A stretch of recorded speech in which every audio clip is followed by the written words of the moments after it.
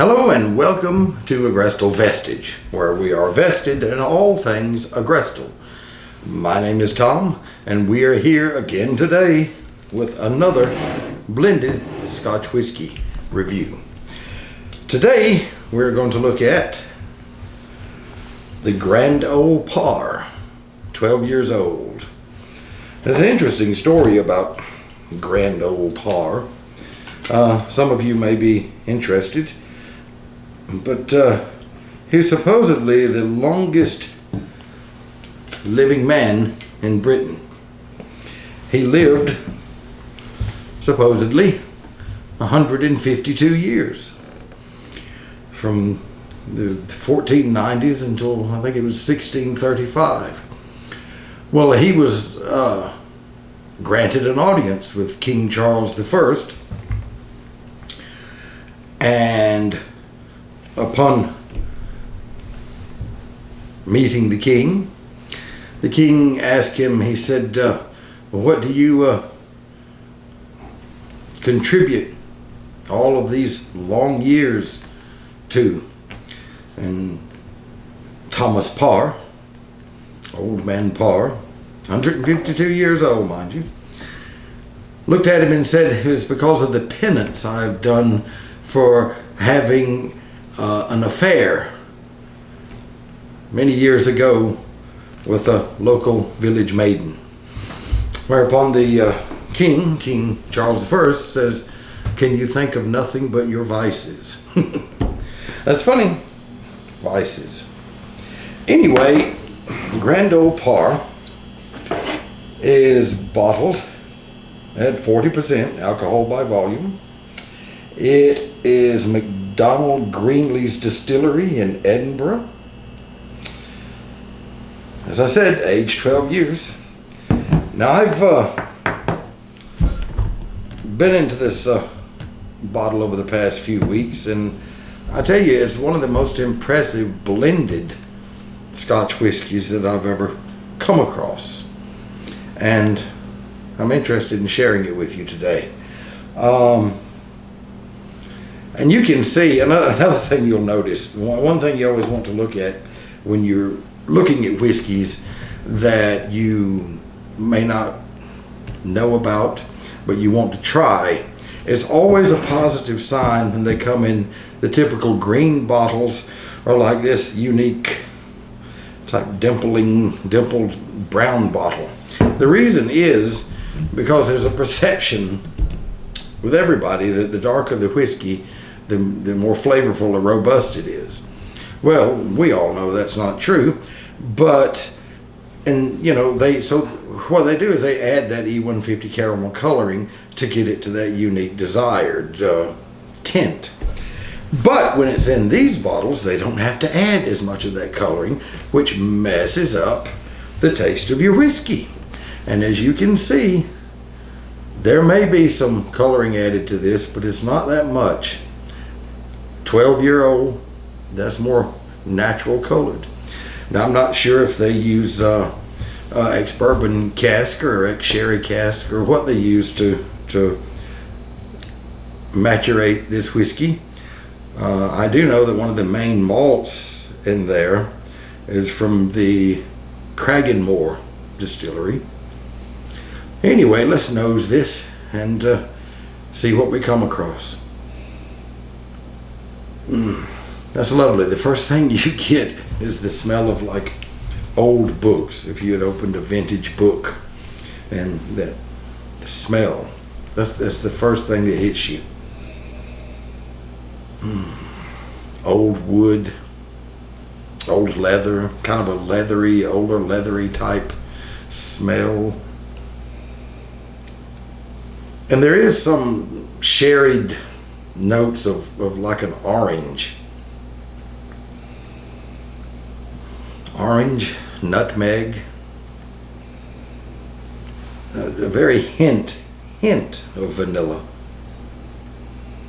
But those old, it just transports you back, which is the reason you drink whiskey anyway, is to take you back to a place in time or some remembrance. And this is old books, old wood,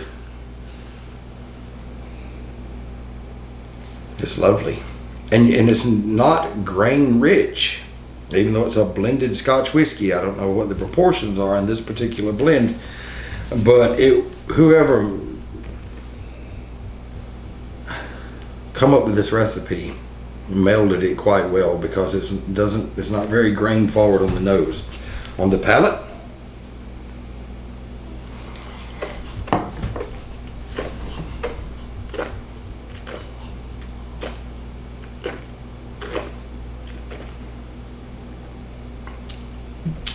it's got a very oily texture, which is always a good sign. A bit of wood smoke. There's a hint of light peat, but it's not peated. So you got the smoke, the wood smoke, and a hint of peat along with it. The first arrival is like dried oranges or a citrus note. Oranges, citrus, sweet fruits, and then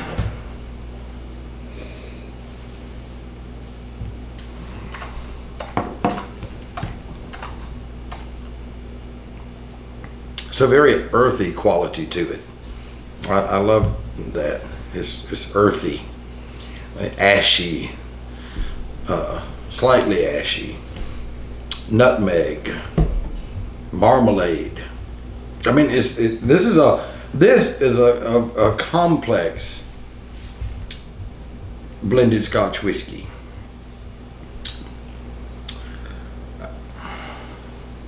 See about the finish.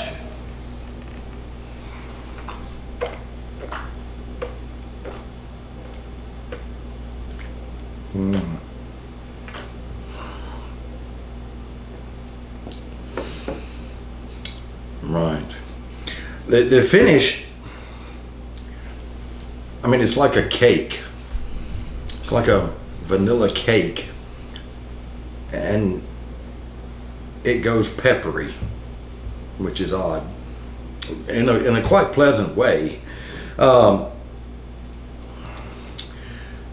then you got like bread, fresh baked bread, like a nice quality toast, like a 12 grain wheat toast. Mild bitterness, not too much. I want to try this with water. Even though it's at 40%, I want to see how it will expand. So I'm going to have a little bit of this.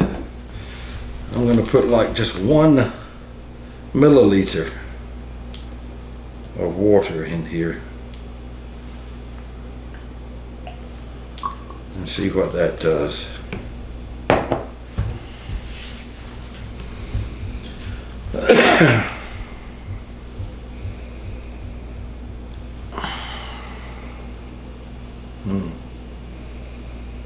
It brought the smoke out a little bit more, and now that waft of peat, that undefinable in the background peat that we had earlier, is now turning somewhat medicinal. That's quite lovely, actually. You still got the old books, you know, the old wood. Okay.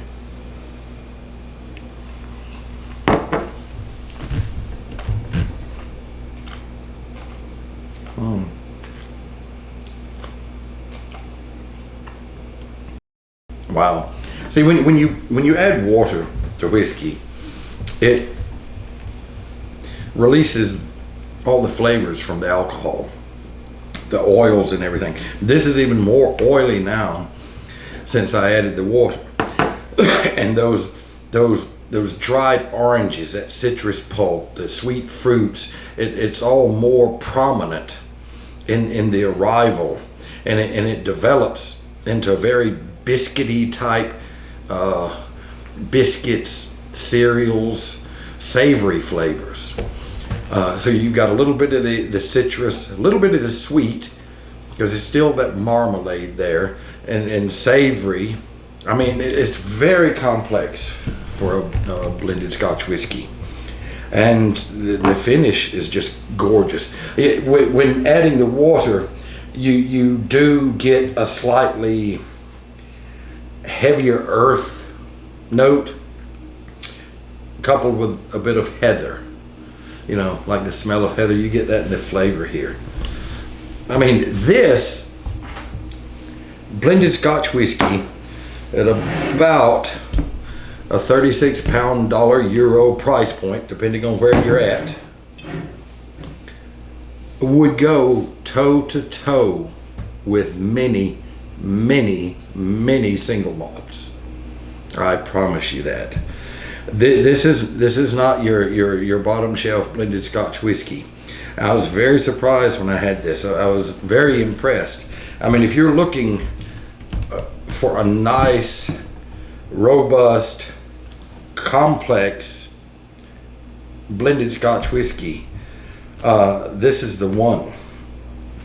Now, if I were to rate this out of 100, I would put this as a blended Scotch whiskey. I would put this at 92 out of 100.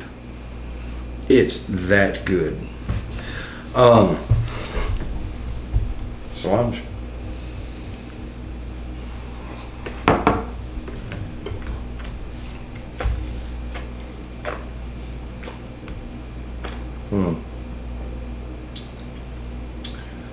nectar. True nectar. You won't be disappointed if you've been into blended Scotch whiskeys for a while buying this bottle. It's definitely worth every penny of it. Like I said, 92 out of 100. I hope you enjoy it. Until next time, that's the end of this review. The Grand Old Parr. This is Tom. See you next time.